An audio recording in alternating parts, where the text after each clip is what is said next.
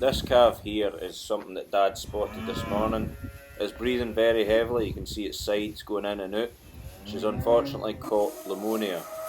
She's now been jagged and now she is going to be A-OK. In a couple of days' time there'll be no signs of breathing heavily and she'll be springing about, otherwise she would have died, unfortunately.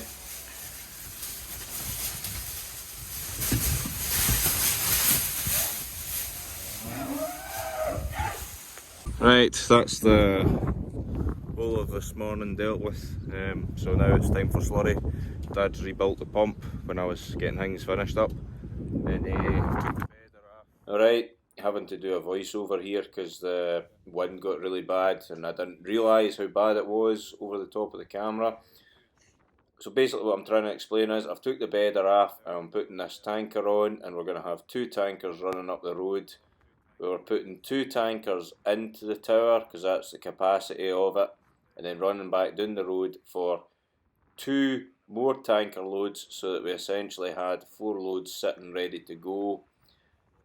Father was wanting me to go in the pipes this time instead of him, and he was going to deal with the tankers. At this moment in time I didn't know why, but it soon occurred to me later on why exactly he wanted to do that. It might seem a bit of a farce having to run about all the time with these tankers up to this nurse tank and then have a work away with just the 2 of us, but we wouldn't actually be able to get on the ground otherwise, so we're doing well as it is to get on the ground at all. Anything that we're doing right now is a bonus, like. Yeah. Right, I'll get this hitched up and then drive up the road with the other tanker because it's full. We'll get some loads out this morning and then set up properly this afternoon with this. I know exactly why he's wanting me to do this. These electricity poles. So he's going to do the tanker's work while I'm on this.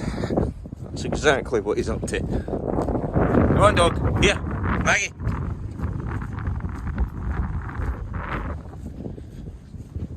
Just a wee white ball of fluff. Yes.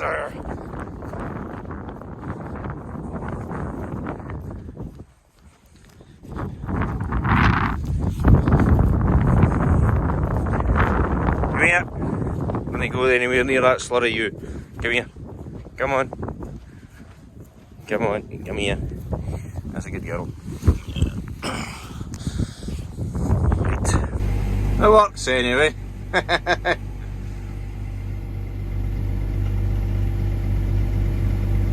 So I'm away to start up the tanker. Maggie's watching from afar.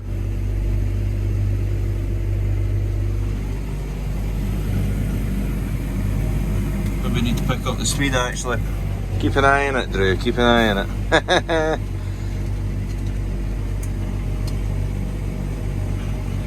Good! This is going well. Only just started though. Yes, we're in the old girl here. Been a while since this tanker's used. Just need to remember what way around the pump handle goes. There's that same code that comes up for no reason. It's a silly sensor that we know about. It's always been faulty. It's something to do with the PTO speed. You don't need to know that anyway. It's fine. Yeah. Ideal.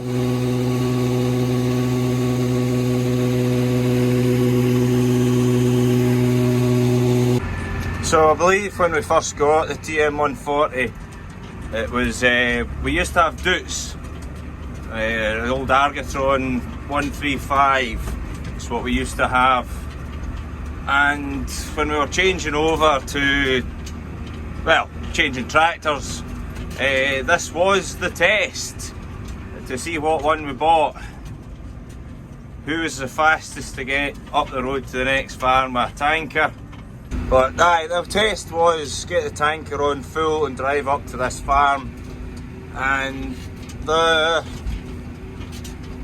I think there was Massey, there was Doots, and New Holland. I can't remember if there was something else or not, but I think New Holland came out on top, and that's what we've been with ever since. I believe the Dutz was 50k, but it was like the start of the 50k's, and yeah, it was fast, but it never got up to its speed. This is 40k, and it always pulls like a train. And I can't remember how the Massey done, but it came with a driver to show you how to drive it, because it was that complicated. But this was just simple. Anybody can drive, anybody can jump in it, and you just press the buttons and away you go.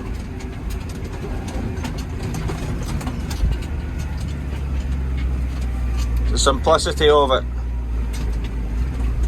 and the power.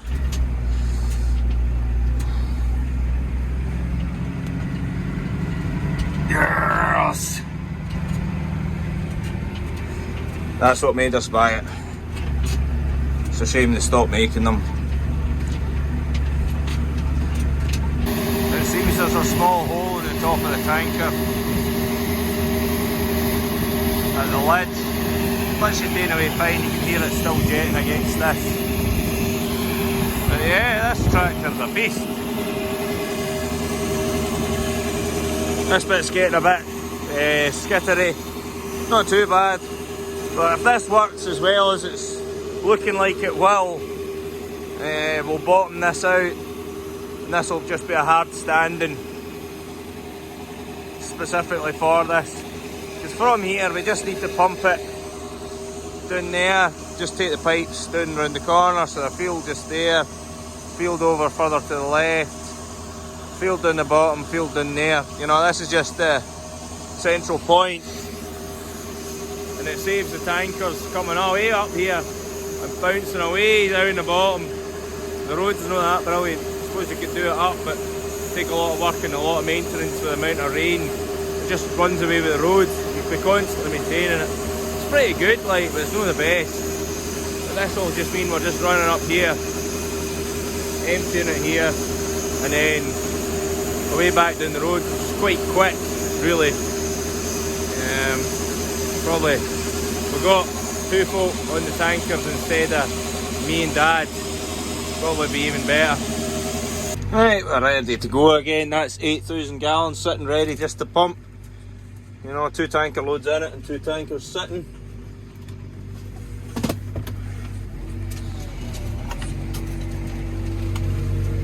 Ready to go. We're off. I really want to clean these windows, but it's really windy and it's getting worse. There's also a wee pinhole on the side of the... Oh, I can't see the window. Just on the edge of the sluice gate valve, there's a wee... The seal's been shoved out and it's jetting out the side. We sorted the up and down. You sorted that, and it doesn't shut it completely off. It stops it ever so slightly, and so when you turn at the ends, it's not spreading just as hard. But when you do that, it jets out this wee side hole a lot worse. But we sorted that. We put a new seal in. We put masking around it, but it's.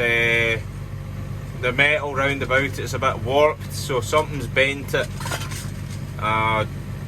Couldn't tell you how that's happened or when, but what we would need to do is actually take the whole, as Dad pointed out, take the whole sluice gate valve off and turn it round to the side that isn't bent, and then that'll mean it'll form a better seal and it won't jet out the side. But it's something to think about. But she works away fine. At least when we stop with this, we can shut the sluice gate valve and then it'll not run out while we go down the road and then come back up. That's why we sorted it, so we could do that. Because before you'd be driving around waiting on it trickling out, or trying to park up the top of the hill, which isn't ideal for working with a nurse tank. So it's working away fine. Bro. Right, that's another 8,000 gallon ready to go. So away we go. It's going pretty good. It's really good, like, just as I was saying to Daddy earlier.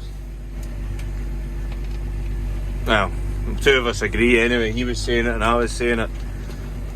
We wouldn't be able to get on the ground at all, so there might be a bit of flapping about, but at least we're getting something done, you know. That's the beauty of it all.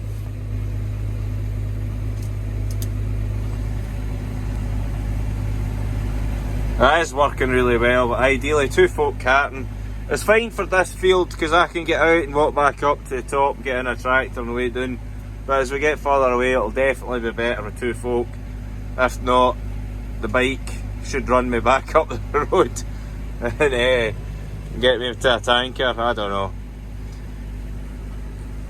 But two tankers with 2 people going all the time, I think this would work perfect. But then again, it might not, because it doesn't take long at all to empty that, and I don't know, I think you're running for about 10 minutes, I don't know, and then you're 10-15 minutes and then you're stopped again. Umbilical pumps ridiculously quick, you know, you're spreading in no time, you're done in no time and you're connected onto a tower, never mind stopping and starting, but at least we're getting something done, I suppose.